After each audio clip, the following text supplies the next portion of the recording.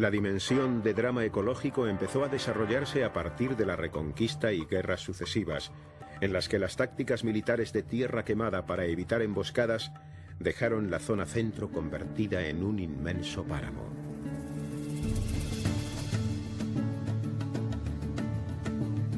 Venganzas, protestas y encubrimientos de fraudes madereros durante la desamortización del siglo XIX contribuirían a desterrar aquella mítica imagen de la ardilla recorriendo la península de norte a sur sin necesidad de pisar tierra. Además, las específicas condiciones climáticas de la península, con largos y tórridos veranos, han propiciado que en la memoria de sus habitantes haya quedado registrada la convivencia secular con los incendios. Tras la guerra civil, se incrementa el uso del fuego como herramienta para ganarle al bosque terreno cultivable, con el objeto de fomentar la agricultura cerealista y favorecer la ganadería extensiva. Durante las décadas de los 40 a los 60 se lleva a cabo un plan de repoblaciones forestales que, además de restaurar la maltrecha cubierta arbórea del país, contribuye a paliar el drama del paro rural. Pero en algunas zonas donde los terrenos se habían utilizado desde mucho tiempo atrás como lugar de pastoreo, el fuego vuelve a utilizarse para manifestar el conflicto entre intereses ganaderos y forestales.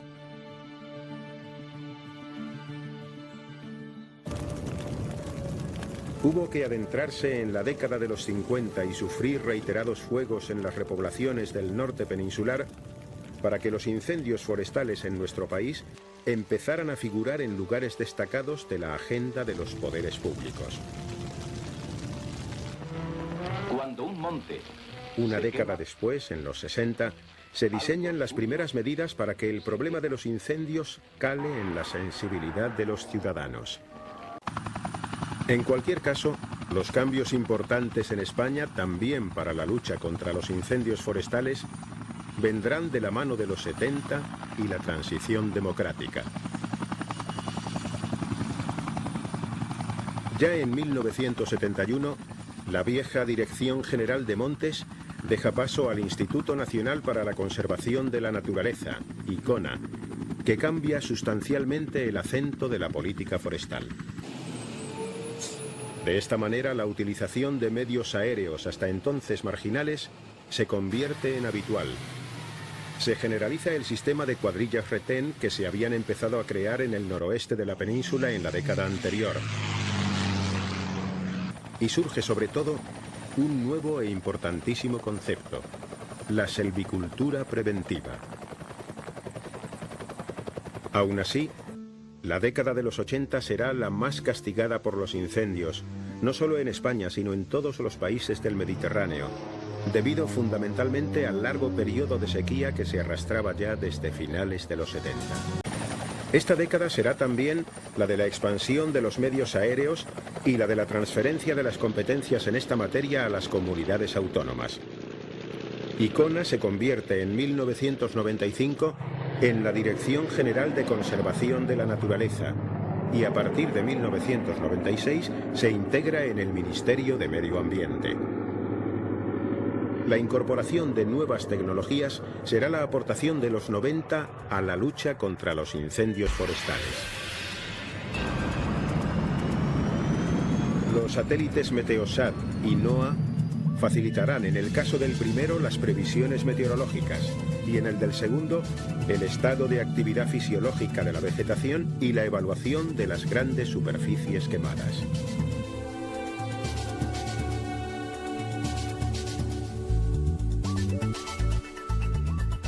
Hoy, avanzados sistemas informáticos trabajan sobre mapas detallados que permiten la simulación del comportamiento del fuego en función de las variables que intervienen en el incendio. De esta manera se diseñan precisas y eficaces estrategias para atacarlo. Al año se producen entre 50.000 y 65.000 siniestros, que calcinan unas 150.000 hectáreas de monte, o lo que es lo mismo, una superficie equivalente a 150.000 campos de fútbol.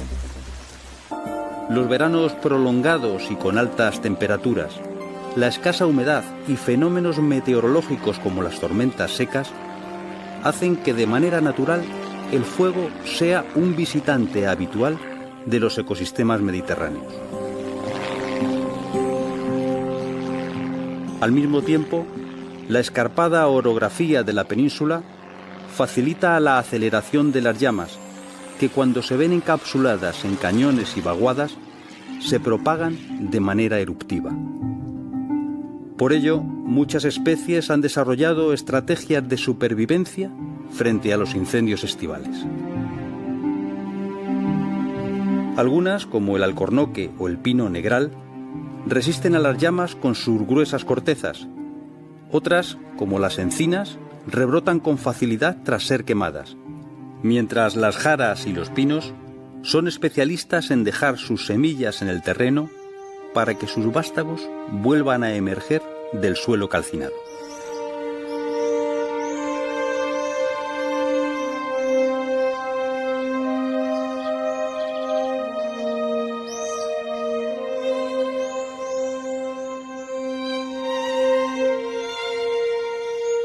Pero si el fuego vuelve a aparecer demasiado pronto, los nuevos brotes y los árboles inmaduros mueren y son fácilmente reemplazados por especies herbáceas de menor calidad ecológica.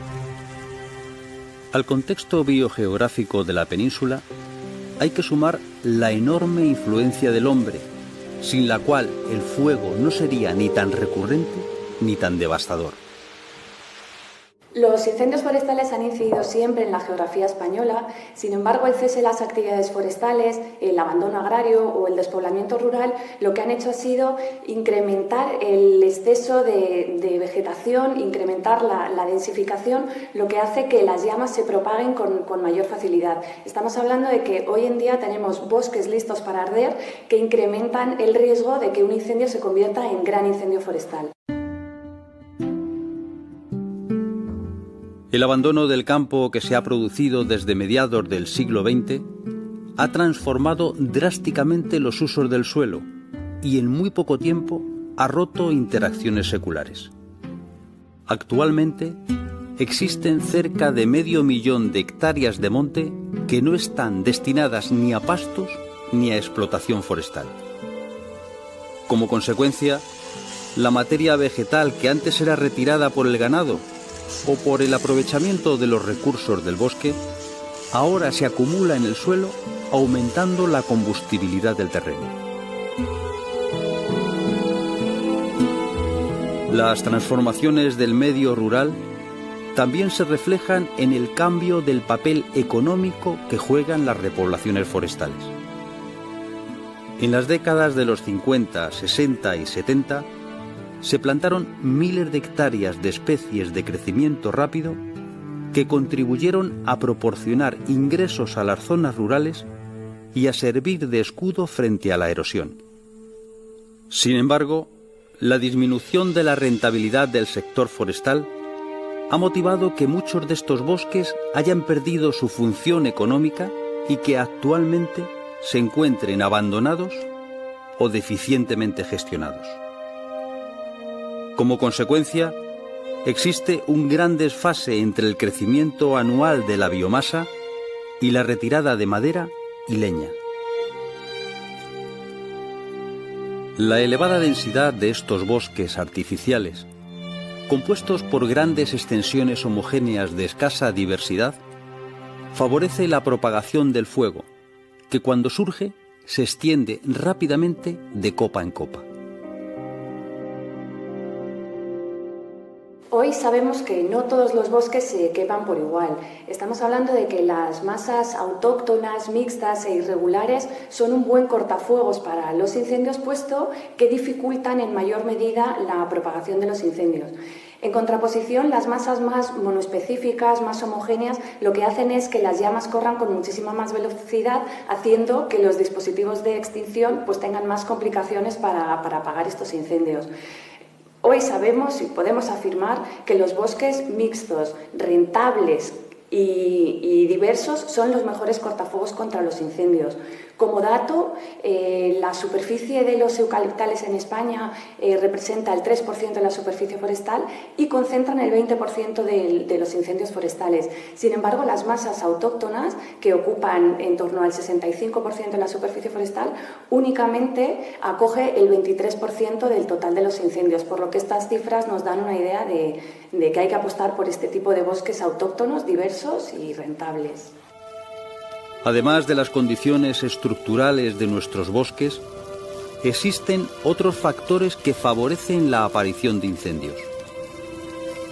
Secularmente, el fuego ha sido un elemento de gestión de la vegetación y de los desechos agrícolas en el medio rural. La quema de rastrojos, pero también el incendio de pastos para favorecer su regeneración, es una técnica muy común en algunos puntos de nuestra geografía, lo que ayuda a explicar la mayor incidencia del fuego en algunas regiones. A las relaciones humanas con el bosque hay que sumar un urbanismo desordenado que prolonga la influencia de la población de la ciudad en zonas rurales, facilitando la propagación de siniestros por descuidos. Los árboles quemados se pueden convertir en un vector de propagación de plagas. Los insectos xilófagos anidan en la madera muerta y se pueden extender a los ejemplares supervivientes, que tras el incendio son más vulnerables a sus ataques. Si esto ocurre, es necesario recurrir a medidas fitosanitarias y a veces retirar los árboles calcinados para que no alberguen huéspedes indeseables. En caso de hacerlo, los árboles deben ser transportados de la manera menos dañina posible, ya sea con tracción animal u otro método para evitar la erosión.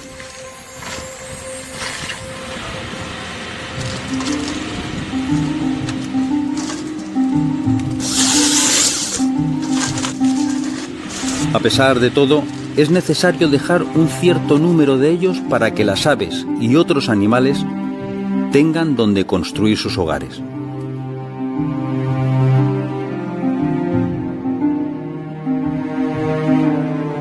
Pérdida de nutrientes, alteraciones del pH, disminución de la permeabilidad y pérdida de la microfauna son algunas de las alteraciones que un incendio provoca en el suelo del bosque.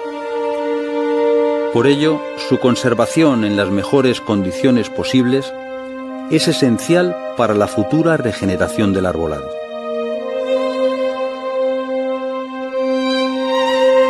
Si las características del terreno y la climatología hacen que exista un alto riesgo erosivo, es necesario intervenir mediante obras que ayuden al monte a conservar el sedimento de las pendientes. Para lograrlo, con tierra y material vegetal, se construyen empalizadas o fajinas paralelas a las curvas de nivel que ayudan a frenar la escorrentía y la pérdida de sedimento.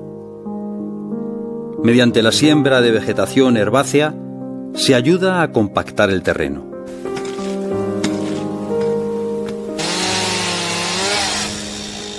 Por su parte, las obras de corrección hidrológica tienen como objetivo que los arroyos y torrentes no arrastren los preciados materiales sobre los que crecerá de nuevo la vegetación. Las albarradas frenarán el paso de los aportes sólidos de gran tamaño.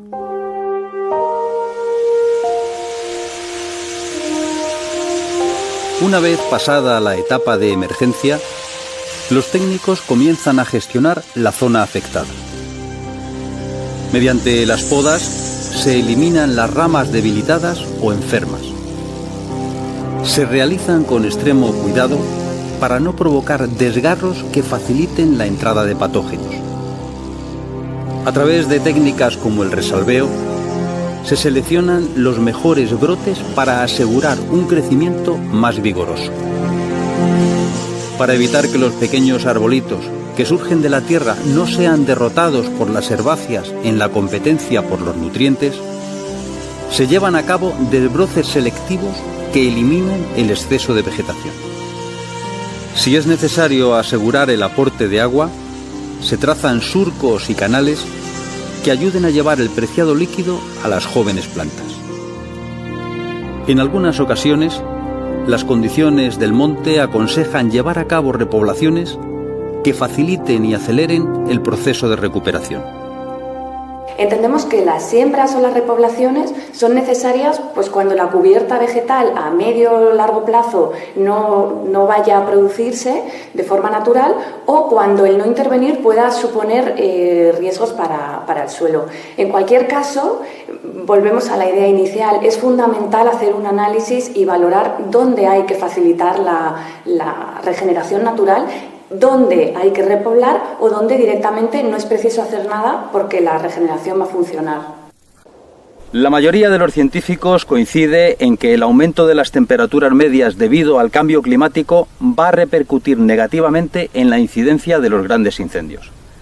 Ante este escenario, en países como España, es esencial tratar de reducir su magnitud, pero también aprender a paliar sus consecuencias.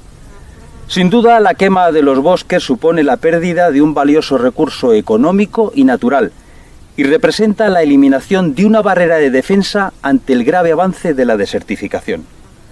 Con una adecuada gestión y la aplicación de una metodología rigurosa y científica, podemos ayudar a que, a pesar del paso del fuego, el monte quemado vuelva a ser lo que fue,